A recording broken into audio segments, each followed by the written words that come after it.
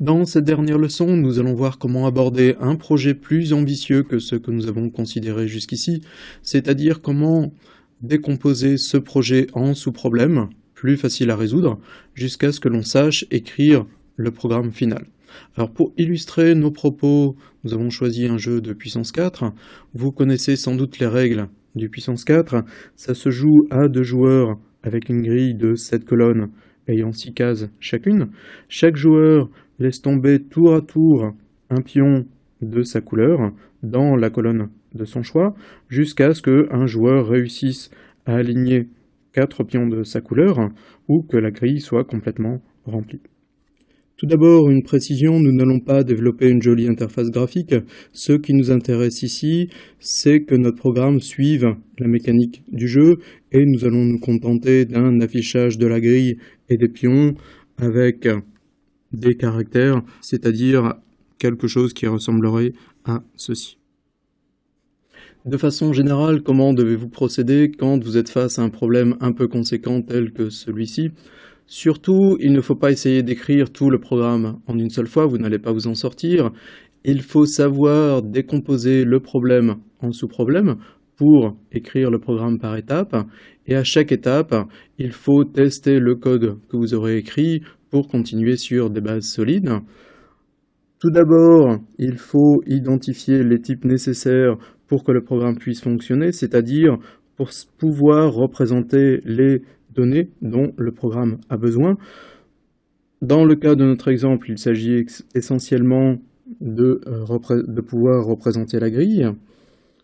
Ensuite, il faudra identifier les méthodes qui portent sur ces types et les tester au fur et à mesure qu'elles sont codées.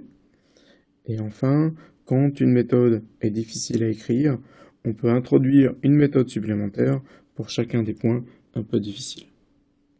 J'ai dit qu'il fallait commencer par identifier les types. Alors qu'est-ce que ça veut dire ? Eh bien, on va commencer par identifier les données dont a besoin le programme et trouver comment représenter ces données. En l'occurrence, pour notre programme de puissance 4, la donnée principale est la grille et les pions qu'elle contient, ou plus exactement, on veut savoir pour chaque case ce que contient la case. Est-ce que c'est un pion rouge ou un pion jaune, ou alors rien du tout.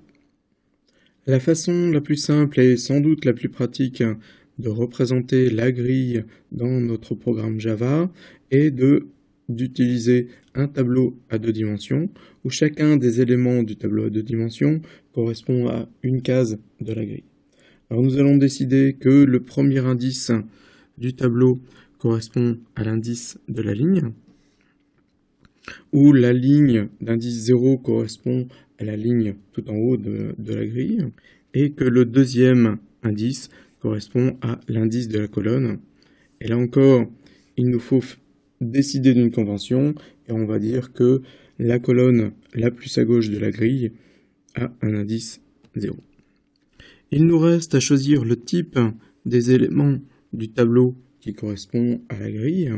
Nous allons utiliser ici le type int et définir les constantes de type int. Les 3 constantes vont s'appeler vide, jaune et rouge. Elles vont être initialisées toutes les 3 à des valeurs différentes, ce qui fait que nous allons pouvoir nous servir de ces 3 constantes pour donner des valeurs aux pions ou aux cases de notre grille. Il y a d'autres façons de procéder, notamment ce qu'on appelle les types énumérés, mais nous n'allons pas les voir dans cette vidéo. Changer la grille va donc se faire de la façon suivante.